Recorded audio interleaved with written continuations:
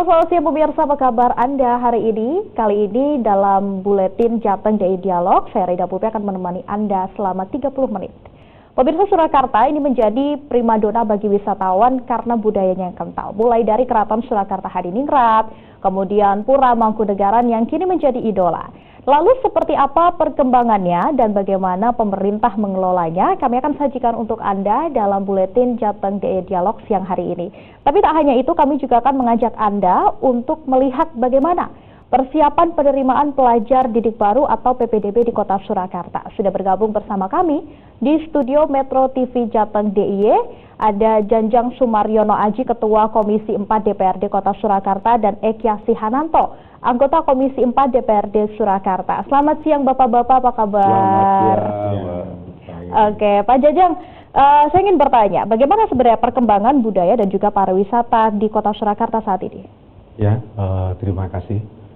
Jadi kalau perkembangan ini ya kalau kami lihat tahun sebelumnya sudah kami anggarkan untuk event-event yang ada di Kota Solo yang langsung diolah oleh Dinas Pariwisata Budaya. Nah ini sudah ada peningkatan yang luar biasa.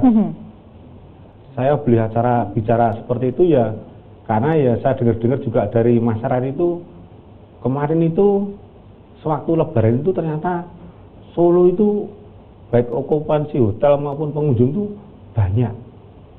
Nah kalau Jogja kayaknya makin sedikit berkurang.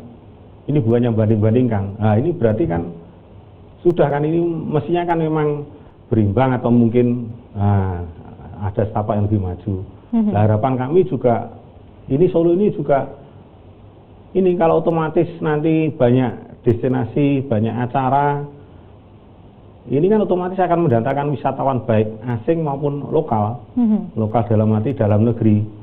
Nah ini harapan kami dari ini nanti okupansi hotel naik, kuliner UMKM hadir di situ dapat PAD. Nah ini yang namanya nanti akan memberikan kontribusi untuk PAD Kota Solo. Oke. Nah ini memang Mas Wali sendiri juga mengendaki punya keinginan juga sama kita, yaitu apa? Ada kegiatan terus Kota Solo. Nah, coba monggo mungkin pemirsa silakan dilihat nanti setiap malam gitu pasti ada kegiatan di Solo rame gayeng. Nah, dan aman mestinya tidak ada perkelahian maupun yang lainnya. Nah, itu memang kita mulai masuk di situ. Jadi termasuk kita pertama kali ya kita dari tahun kemarin kita masuk ke dasarnya dulu. Apa tuh itu budaya? Nah ternyata kan kuncinya, kita tuh punya satu keraton, satu Mangkunegaran. Ada dua ini kita masuk di situ. Kita matur sama Sinuwun, sama Gusti Mas Bri, diskusi.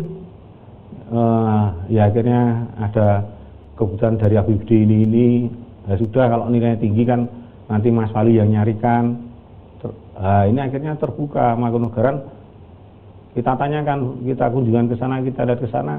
Berinda ini untuk destinasi, untuk acara, entah itu musik, entah itu pengajian atau lainnya, boleh enggak di situ kita masuk di situ? Boleh Pak. Nah, sampun sudah. Nah, ini mulai ada kegiatan festival senang, festival apa itu kan masuk di situ semua. Rame, sukses. Nah, intinya kan kuncinya ini kita buka dulu.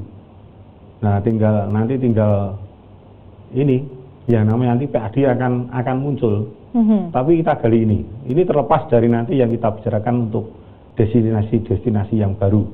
Nah ini sementara ini kan yang ini kita garap yang maksudnya yang memang kekayaan lokal Kota Solo itu budayanya itu dari mana toh?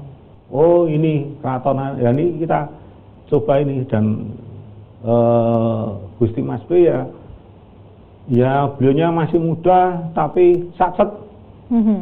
Nah, dan sangat berorientasi ke depan. Nah, ini akhirnya akhirnya kan di sana juga ada rumah makan Praciman.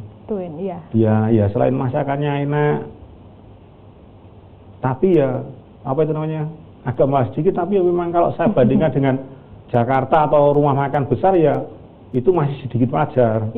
Tapi di situ kan ada view-nya indah, ada orang minta foto di situ. Nah, ya ini kan menarik di sini lama-lama kan mesti pada tidur di sana, terus mungkin ada. Jadi kita harapkan nanti ke depan itu sampai 5 tahun atau puluhan tahun ke depan yo neng Solo, cukup neng Solo, tidur di Solo sampai beberapa hari, tinggal pilih destinasi wisata semuanya pengennya sudah apa, ada begitu ya. ada semua. Oke, nah memang kalau kita lihat saat ini banyak sekali destinasi wisata di Solo. Tadi disebut ada Pracimatuin, ini yang saya lihat di sosial media pun viral, gini menjadi salah satu primadona begitu kalau orang-orang datang ke Solo. Pasti ada dampak positif. Sebesar apa dampak positifnya, Pak? Sangat luar biasa, Mbak, dampaknya. Jadi dengan adanya program Mas Wali, ada beberapa destinasi wisata yang baru itu, seperti tadi disebutkan, ada di Mangkunegaran itu, dan ada Tunjuruk itu yang disulap menjadi Solo Safari, kemudian ada Masjid Sayyid itu, salah satu itu, kemudian nanti di Balai Kambang itu menjadi yang dulu tradisional, nanti akan semi menjadi digitalis. Ini kan, jadi dengan beberapa yang sudah kita lakukan, kita buat, maka banyak sekali wisatawan baik ini yang domestik maupun yang luar datang ke Kota Surakarta. Tadi sampaikan Mas Anjang bahwa yang dulu paling nggak berkunjung ke Solo hanya 1 hari atau 1,5 hari lah. Klewer. Tetapi sekarang bisa mencapai 3 hari. Ya, artinya kalau 3 hari berarti dia akan menginap, entah itu menginap di tempat saudara atau di hotel. Nah, dengan dia menginap ini dampaknya kan pasti dia kalau di hotel ya berarti harus nambah PAD kita kan, artinya PAD kita bisa meningkat. Kalau dia di tempat saudara ya pasti dia akan berbelanja di Kota Surakarta, ini juga nambah PAD lagi. Jadi dampak-dampaknya positif luar biasa, sangat tinggi sekali. Dan ya Kota Surakarta sedikit menggeser posisi Kota Yogyakarta tadi, yang dulu orang kalau ke Jawa Tengah pasti Jogja atau mungkin Semarang seperti itu. Tetapi sekarang sudah mulai melirik ke Kota Surakarta. Bahkan event-event yang tingkat nasional pun sekarang ada di Kota Surakarta. Betul. Jadi Mas Wali ini tidak mau kotanya mati. Setiap hari harus ada kegiatan yang untuk masyarakat. Ya, seperti jadi ada event mungkin musik, ada event nanti sendera tari, ada nanti apa itu nari sehari 24 jam itu, macam-macam. Nah, hal ini yang ide Mas Wali yang luar biasa ini ya kita di Dewan ya kita mendukung. Dukungannya apa? Ya anggaran. Di anggaran pasti kita juga memberikan support untuk kegiatan itu. Ya kalau memang anggarannya butuh besar ya butuh CSR, nanti Mas Wali akan mencari untuk CSR untuk kegiatan-kegiatan seperti itu. Oke, jadi memang ini juga didukung dari berbagai pihak begitu ya. Oke, kita tahan dulu Bapak-bapak karena kita akan jeda terlebih dahulu, kita akan lanjutkan perbincangan berikutnya. Tetap bersama kami pemirsa.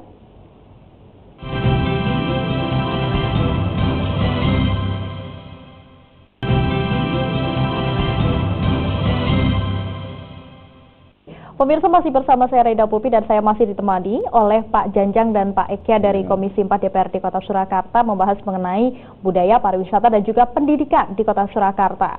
Budaya dan pariwisata tadi sudah sedikit kita singgung. Nah, pendidikan di Kota Surakarta ini juga tidak lepas begitu ya dari kebudayaan Kota Surakarta yang sangat kental. Ada yang namanya Ayo Sekolah. Apa itu, Pak? Ya. Jadi maksud kami ya semua wajib sekolah. Sampai usia 18 tahun ya, itu wajib sekolah. Jadi dalam arti bisa ikut kerja paket A, B, itu bisa. Jadi ya ini kan kita sebenarnya ini kan mau mensejahterakan masyarakat, mau meningkatkan taraf hidup masyarakat itu apa? Ya sekolah. Kalau hanya lulusan SD, kan masih dia kerjakan itu. Upahnya, gajinya, bahkan mungkin di usia itu kan juga tidak boleh kerja, itu kan tidak seberapa, kecuali kalau sudah lulusan SD, sudah dia masuk angkatan kerja, jadi sudah usia 18 tahun ataupun 15 tahun lebih, boleh dia bekerja, tapi kan sedikit, tidak bisa UMR, lulusan SMP, nah kalau bisa ya ayo sekolah sampai SMA. Ini baru kita masuk matur ke Pak Wali sama dinas ya, kalau bisa besok ya ada CSR atau dana dari APBD ya sampai mahasiswa. Nanti akan kalau S1 kan dia sudah gajinya sudah di atas UMR, syukur-syukur besok menjadi pengusaha atau menjadi ASN atau menjadi pejabat. Nah ini nanti beda cerita. Oke. Dia akan memperbaiki rumahnya karena taraf hidupnya tinggi, iso ngewangi wong tuwane, iso ke sepeda. Lah ini kan jadi berubah lagi mindsetnya. Jadi intinya di sini setelah kami duduk di Komisi 4 ini ya ini, oh ternyata ini dasarnya pendidikan. Gitu, Yun Sewu kalau abang, ya. Pendapat masyarakat bagaimana? Karena kalau kita lihat mungkin masih banyak orang tua yang menganggap lebih baik membantu orang tua bekerja daripada sekolah. Begitu kalau di Surakarta sendiri bagaimana? Nah, ini kan saya sih matur, ini pakai CSR, pakai APBD. Dalam arti ya kita lihat dulu karena ini habis COVID, APBD kita mampu enggak? Kalau mampu ya ini, kalau bisa kita sekolahkan, kita biayai. Selama ini mereka beropini gini mungkin karena mahal. Iya. Karena mahal. Toh pun juga dari SMA dia lulus setelah kerja kan ya banyak yang melanjutkan lagi S1, betul. D3. Nah, lah ini harapan kita mindsetnya nanti ya ini akan kita ini, ayo sekolah. Karena ya kemarin ya juga saya beberapa kali, saya baru 1 tahun di Komisi 4. Ada tamu datang ke kantor, ada yang datang ke rumah, itu ternyata kasihan datang ke rumah itu bawa anaknya masih SD kecil-kecil, kelas 1, kelas 3, yang kelas 3 sudah 2 tahun tidak sekolah, yang kelas 1 mau sekolah, ini ya saya lihat bapaknya yang duduk saya terharu. Harapan kami itu simpel, mereka harus sekolah, walaupun bapaknya seperti itu, dana KPIP tidak hanya untuk ini, sekolah kan saya tahu karena sekolah saya panggil, ini ngopo, enggak beli sekolah.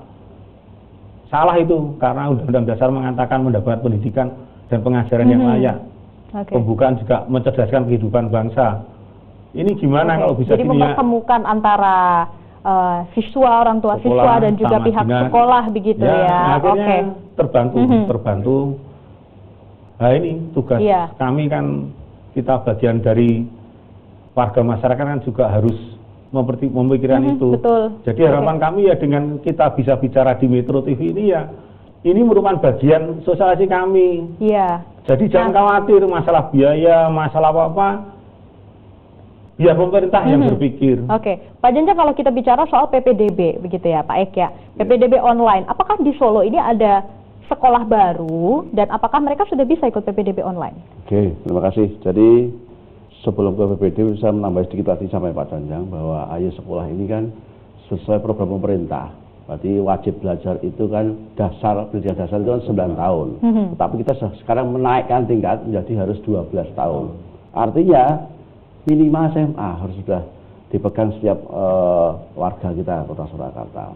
Kemudian untuk mendukung itu supaya dia mau sekolah bagaimana? Ya, tadi salah satunya ada beberapa program pemerintah Kota Surakarta seperti BPMKS. Dia membantu anak mulai SD, SMP, SMA dibelikan alat sekolah. Jadi pemerintah hadir di situ bagi warga yang tidak mampu, yuk kita belikan. Dia butuh apa? Tas, sepatu dan sebagainya kita belikan. Kemudian di samping itu, karena kalau sekolah yang swasta pasti kan berbayar mahal. Betul. Maka kita mencoba memberikan sekolah-sekolah dengan sistem zonasi tadi bagi yang mampu. Kalau yang memang dia tidak mampu, ada yang namanya jalur gagin. Afirmasi kalau terkenal sekarang afirmasi. Itu gratis. Nah, itu gratis total, ya. Jadi tidak dikenai biaya apapun, gitu. Di tempat kami di SD SMP nanti sebentar lagi akan kita mulai untuk PPDB-nya. Tetapi memang ada beberapa yang khusus di SMA, itu ada 2 kecamatan tempat Kota Surakarta itu yang memang blank spot. Artinya blank spot itu tidak ada sekolahan yang di dekat SMA, situ gitu ya. Di sekitar itu, SMA negeri loh ya. Tidak ada di Lawen maupun di Pasar Kliwon. Nah, kemarin dari beberapa keluhan masyarakat yang setiap tahun muncul ketika dia sudah lolos SMP lulus mau cari sekolah pasti untuk swasta. Iya. Maka kemarin kita mencoba menghadap dengan Pak Rudi, waktu itu kan Pak Rudi yang mempertemukan kita dengan Komisi 4 dengan Pak Janjan, kita sewaktu Pak Ganjar. Kita sama Pak Ganjar kita mengeluh dengan adanya kekurangan sekolah yang ada di Pasar Kliwon dan di Lawan itu, maka ya pertama khususnya satu-satu dulu. Akhirnya Pasar Kliwon kemarin kita bisa mendirikan SMA Negeri 9 ya, yang bertempat di Pasar Kliwon, khususnya di Kelurahan Mojo. Oke, berarti sudah ada sekolah baru yang ini untuk mengatasi adanya blind spot itu ya. Sudah, oke, Bapak boleh ditahan dulu, kita akan jeda terlebih dahulu. Tetap bersama kami pemirsa di Buletin Jateng Day Dialog.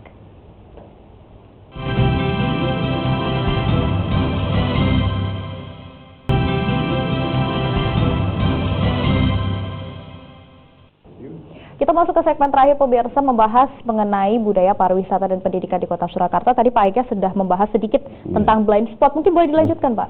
Oke, jadi caranya blind spot itu saat ini sudah di Pasar Kliwon yang sudah didirikan SMA baru. Kemudian nanti tahun ini mulai tanggal 15 sudah mulai PPDB online dan semua warga sekitar Pasar Kliwon sudah ya agak lega lah, minimal sudah ada SMA yang baru. Nah, PR kita yang satu adalah di Laweyan. Di Laweyan ini kita memang juga belum ada, maka kita nanti mencoba untuk soal ke Pak Ganjar kembali, karena memang di sana memang masyarakat juga belum mendapatkan SMA yang negeri. Kita berharap ada beberapa peralihan. Jadi di sana di daerah Manjasari itu banyak numpuk SMA negeri. Maka kemarin kita berpikiran ini bisa dipisah untuk dipindahkan lah. Agar lebih merata. Nah, diperatakan, dipindah di daerah Laweyan biar bisa untuk teman-teman yang di Laweyan. Artinya tidak menambah SMA baru, tetapi hanya menggeser. Karena kalau kita menambah SMA negeri baru, pasti swasta akan akan ada pro dan kontra pastinya ya. Seperti itu. Jadi kita sudah berpikir yang penting negeri ada, tapi swasta juga harus pikir. Kita pikirkan. Jadi supaya tidak merugikan satu yang lainnya. Oke, berarti sudah ada ini ya. Ya, terima kasih. Jadi di Solo nanti ada SMA baru, SMA Negeri 9 di Pasar Kliwon.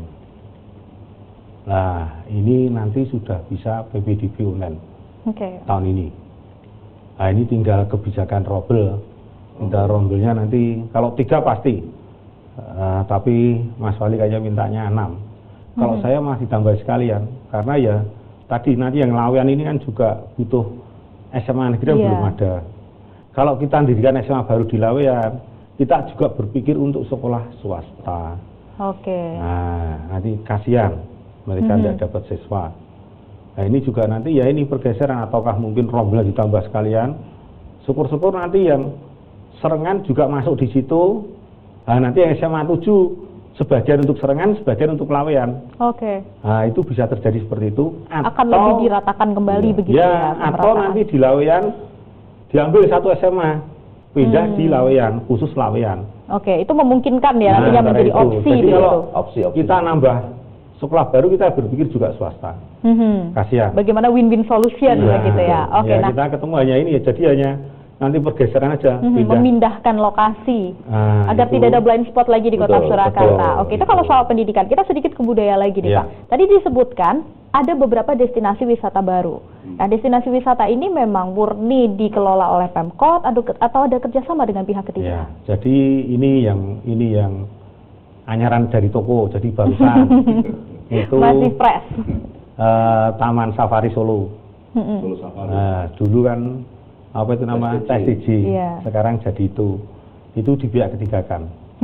Safari. Dan Taman Safari. Nah, ini sudah banyak yang berminat datang ke sana. Antusiasmenya tinggi ya? Ya, itu. Terus ini nanti yang lebih hebat lagi nanti di tahun 2024. Itu nanti kelasnya saya dengar se-Asia Tenggara. Apa itu Pak? Itu namanya Taman Balik Kambang. Wah, nanti di sana pura ya ada, pentas ya ada, kebudayaan ada, luar biasa. Nah, itu menjadi salah satu syarat begitu untuk menciptakan tempat wisata baru di Kota Surakarta, tetap menyelipkan budaya.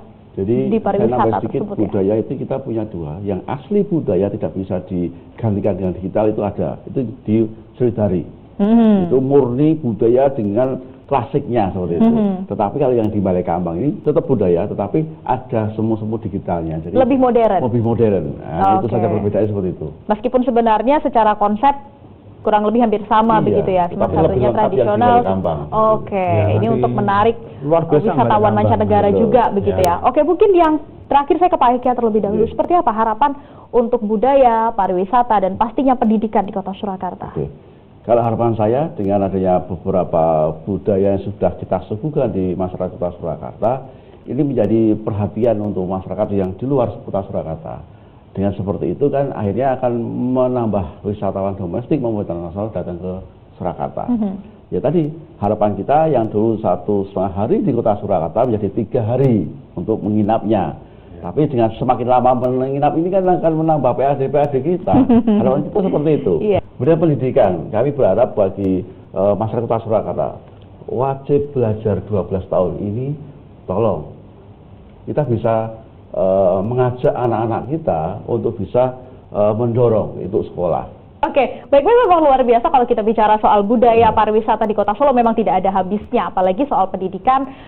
Ada Ayo Sekolah yang mewajibkan untuk sekolah 12 tahun dengan berbagai cara dan juga dukungan dari pemerintah untuk masyarakat yang menengah ke bawah yang merasa kesulitan untuk sekolah karena biaya pun juga sudah dibantu dari pihak pemerintah Kota Solo. Terima kasih Ya, Pak Jajang ya, Sumaryono sama-sama. Aji, Ketua Komisi 4 DPRD Ya, Kota Surakarta, sama-sama. dan Pak Eki Sihananto, Sama-sama, Mbak. anggota Komisi 4 DPRD Kota Surakarta, sudah berkenan untuk berbincang bersama kami hari ini. Dan saya Raida Pupi, pemirsa, pamit undur diri. Terima kasih, sampai jumpa, selamat siang.